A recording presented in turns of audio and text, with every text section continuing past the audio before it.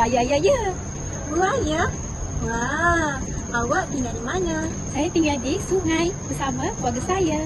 Kakak, awak ada nampak tak kawan saya? Nama dia Badak. Saya ada janji dengan dia untuk berjumpa hari ini. Tak nampak pula. Badak tu duduk kat mana? Dia duduk di hutan bersama keluarganya. Saya tak tahu badak tu kat mana. Awak dah makan? Dah, mak saya masak daging lembu.